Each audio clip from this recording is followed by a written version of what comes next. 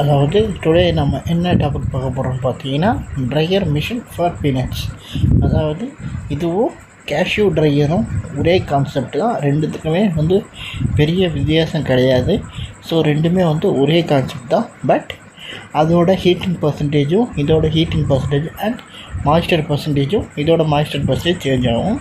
ரெண்டுத்தோட moisture percentage பொறுத்து தான் நம்ம எப்பயுமே ட்ரையர் மிஷினை யூஸ் பண்ணணும். அது மட்டும் இல்லை, இந்த மாதிரியான எல்லா ப்ராடக்ட்ஸ்க்குமே அதோட மாய்ஸ்டர் ரேஞ்சை பொறுத்து தான் நம்ம இந்த ட்ரையர் மிஷின் எப்பயுமே யூஸ் பண்ணணும். இந்த ட்ரையர் மிஷின் இந்த பீனட்ஸ் கேஷ்யூக்கு மட்டும் இல்லை, எல்லா ப்ராடக்ட்டுக்குமே காமனாக யூஸ் பண்ணுற ஒரு காமன் மிஷின் தான். ஸோ உங்களுக்கு ட்ரையர் தேவைப்பட்டுச்சுன்னா கீழே நம்பர் இருக்குது, கான்டெக்ட் பண்ணுங்கள். அண்ட் தென் நாங்கள் பேக் டு டாபிக் போவோம். ஸோ இப்போ இந்த மாய்ஸ்டர் டெம்பரேச்சர், அதாவது மாய்ஸ்டர் மிஷின் எதுக்கு யூஸ் பண்ணுறதுனா, அதாவது இப்போ 18லேருந்து 25% இருக்கிற அந்த மாய்ஸ்டரை 8லேருந்து 10% அதை மாற்றுவாங்க. அதாவது இது ஒரு 6% இருக்கணும். அப்போ தான் இந்த கேஷ்யூநட்டை ஸ்டோரேஜ் பண்ணுவாங்க. இது எதுக்குன்னா சேஃபர் ஸ்டோரேஜுக்காக யூஸ் பண்ணுறது தான் இந்த ட்ரையிங் மிஷின். ஓகேங்களா?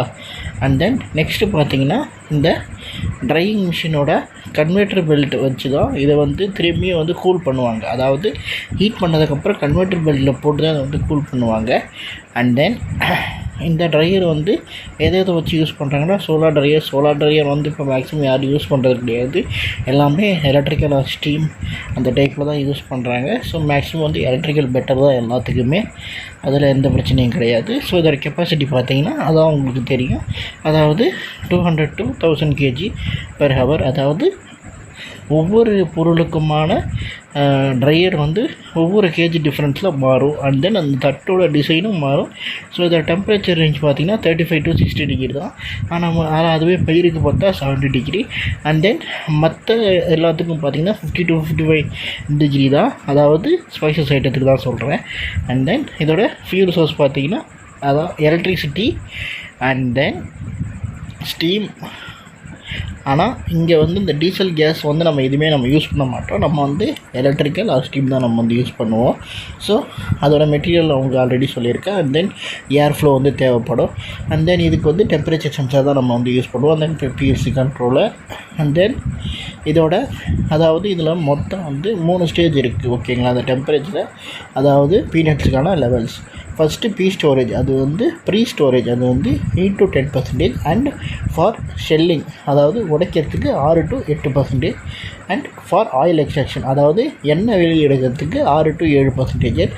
அண்ட் பாயில்டு பீனட்ஸ், அதாவது பீனட்ஸ் பாயில் பண்ணும்போது 12 to 14% to post drying of packaging, அதாவது பேக்கேஜிங் பண்ணுறதுக்கு முன்னாடி. ஸோ இதை 65% இதை நீங்கள் ஹீட் பண்ணுறதுக்கு தேவையே கிடையாது. தேவையில்லாமல் 65% ஹீட் பண்ணாதீங்க. அது கேஷ்யூக்கு மட்டும்தான். ஸோ எல்லோரும் சொல்கிறாங்கன்னு அது. அண்ட் தென் உங்களுக்கு இந்த ட்ரையர் தேவைப்பட்டுச்சுன்னா கீழே நம்பர் இருக்குது, கான்டெக்ட் பண்ணுங்கள். சேல்ஸ் அண்ட் சர்வீஸ்க்கும் கீழே என்னோட நம்பர் நான் கொடுக்குறேன். ஸோ உங்களோட சர்வீஸ்க்கும் கால் பண்ணுங்கள்.